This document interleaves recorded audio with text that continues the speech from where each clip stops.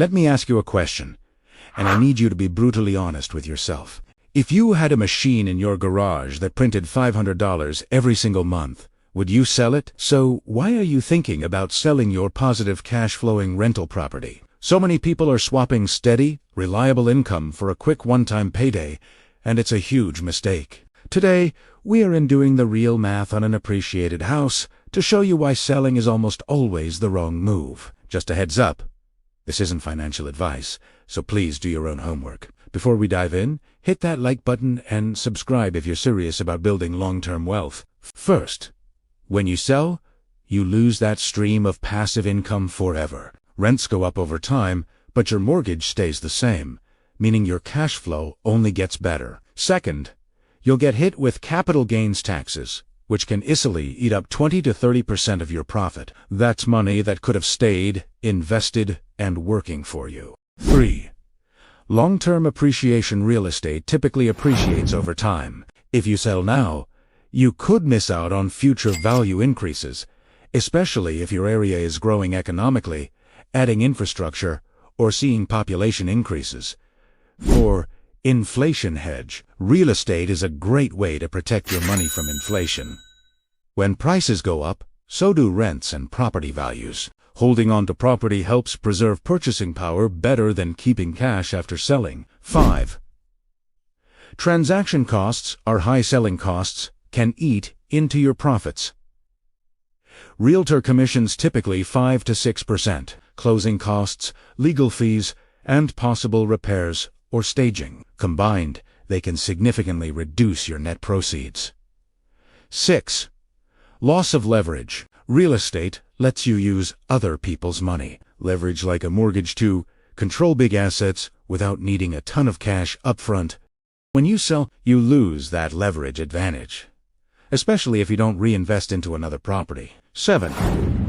Hard to replace a good asset if your property is in a great spot, has good tenants, and is easy to maintain. Finding another investment with the same benefits could be a real challenge, especially if prices or rates go up later. 8. Estate planning benefits. If you hold the property until death, heirs often receive a step-up in cost basis, potentially eliminating capital gains taxes altogether. Selling during your lifetime forfeits this benefit. 9. Market timing risk. If you sell based on short-term conditions, you might misjudge the market. Real estate cycles can be long by the time you try to buy back in. Prices or interest rates may have moved against you. In short, don't sell an investment property unless you have a better place for your capital or a clear strategic reason, such as needing liquidity, rebalancing risk, or escaping a poor-performing market. But here's why you might want to hold on after a price jump. 1. You'll trigger capital gains taxes. When you sell, you will likely owe capital gains tax on the profit, which could easily take 15 to 30% or more of your gains, depending on where you live and how long you've owned it. If your property is appreciated by, say, $200,000, that could mean $30,000 to $60,000 or more in taxes. Keeping the property defers that tax and lets your equity keep compounding instead of shrinking from a tax hit. 2. Your money loses its earning power. If you sell, you convert a productive income-generating asset into cash, and then what? Savings accounts and bonds often yield far less than a good rental. Even other investments may carry more risk or lower returns. Unless you have a better performing investment ready, you could actually reduce your overall return by selling. 3.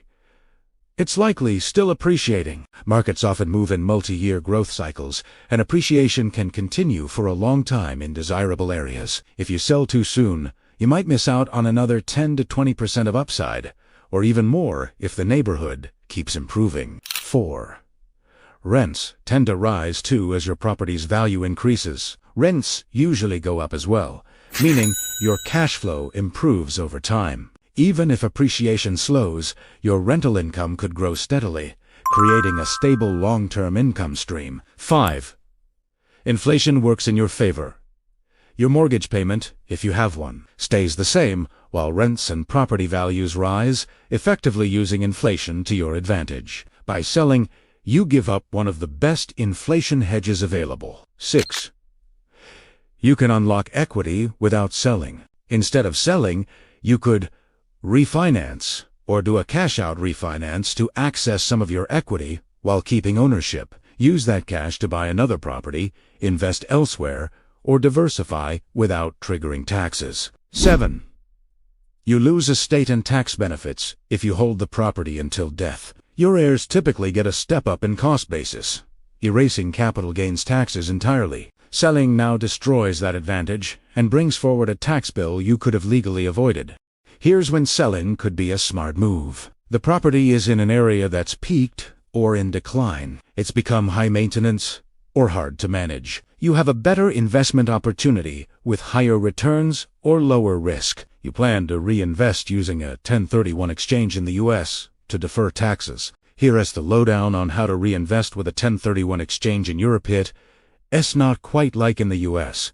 Though tax laws in Europe aren't the same across the EU. Each country has its own rules for capital gains, property, and corporate taxes. While you won't find a European 1031, some countries have mechanisms that achieve a similar goal of deferring or mitigating capital gains tax upon the reinvestment of proceeds, though their rules are often more restrictive. In the UK business asset rollover relief, this relief allows a business company or a sole trader to defer paying capital gains tax when it sells a qualifying business asset and uses the proceeds to buy a new qualifying business asset. It generally applies to assets used in a trade, such as land and buildings, or fixed plant and machinery. A passive buy-to-let investment property might not qualify, whereas it typically would under a 1031 exchange. Reinvestment timeline. You must typically buy the new asset within a 4-year window, 1 year before or 3 years after the sale of the old asset. But you don't have to exchange like for like. You could sell a factory building and reinvest the proceeds into new manufacturing equipment and still defer the gain. Spain. Main home reinvestment exemption. Spain has a form of rollover, but it is almost exclusively for your primary residence, not investment properties. If you sell your main home, de vivienda habitual, and reinvest all the proceeds into a new main home, you are fully exempt from capital gains tax on the sale. Primary residence only. This exemption does not apply to second homes, vacation properties, or rental investment properties. This is the most significant difference, as 1031 exchanges are specifically for investment or business property, not personal residences. You generally have 2 years, either before or after the sale, to reinvest the proceeds into your new main home.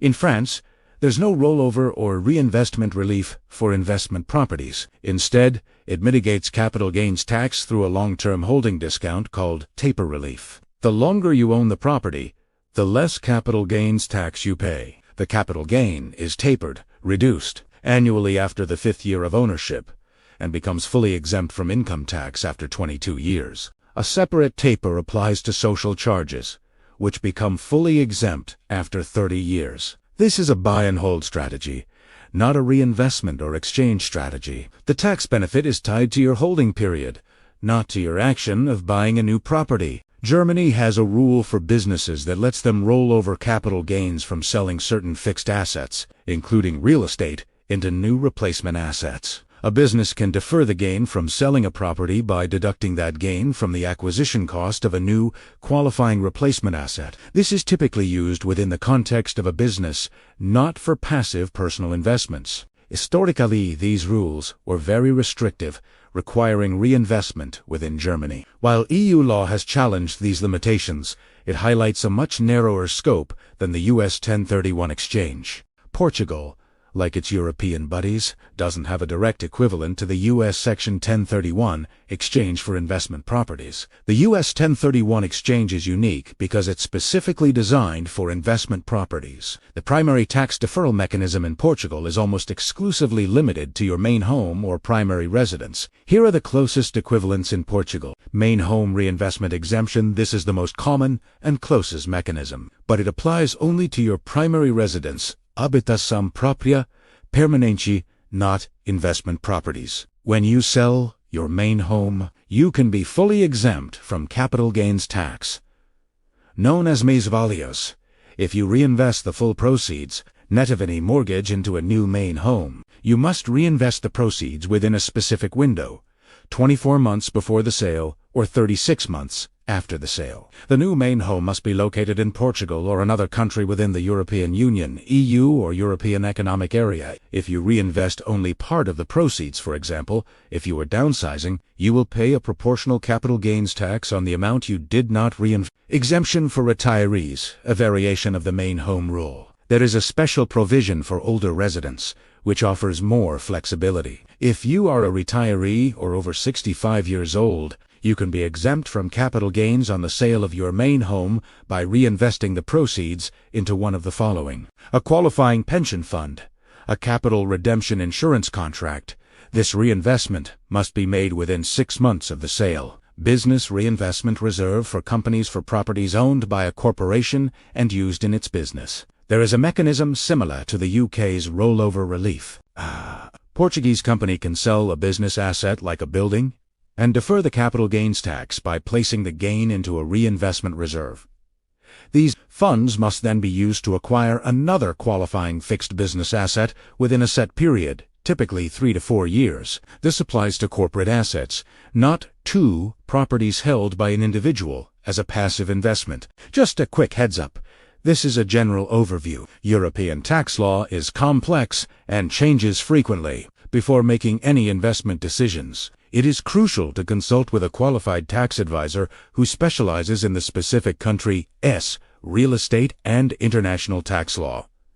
Now let's see some real numbers. We are going to analyze the current valuation, the purchase price, the amount still owed with a mortgage, the annual rental income, all expenses such as property taxes, insurance, maintenance, management fees. When you think about the equity and taxable gain, the after-tax profit, you'll actually keep your current return on equity, and what you'd need to earn elsewhere to make selling worth it.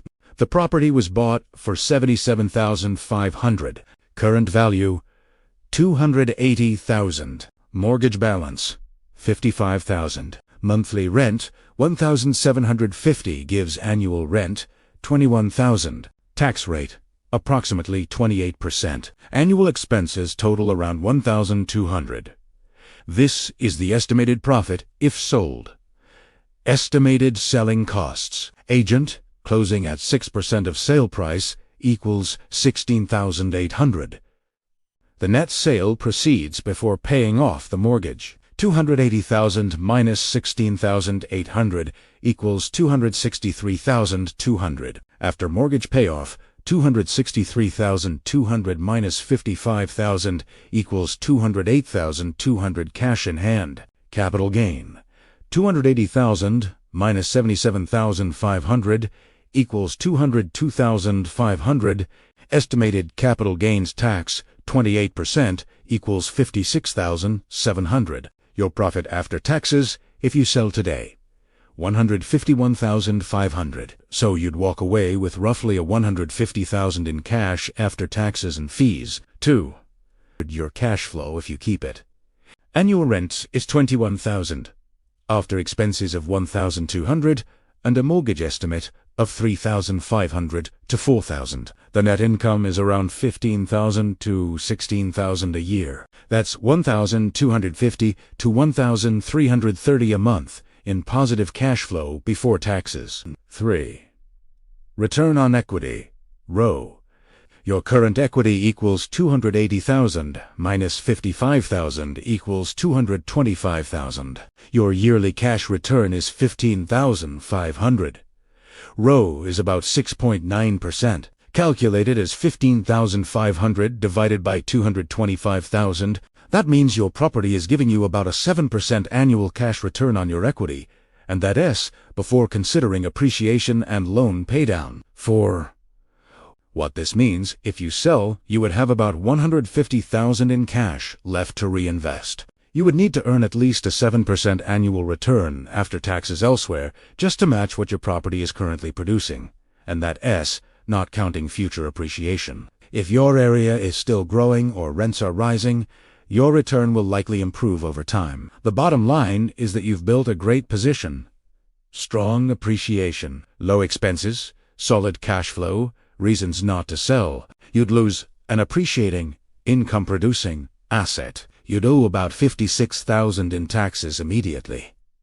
Your current returns are strong and inflation. Now, when selling might make sense, if you can reinvest that $150,000 into something earning 10% plus reliably, or you need the money for a life goal, or you want to do a 1031 exchange in the US to defer taxes and trade up to a bigger property. So your property has skyrocketed in value and it's paying you every single month. Selling it now might be the biggest mistake you can make. Why?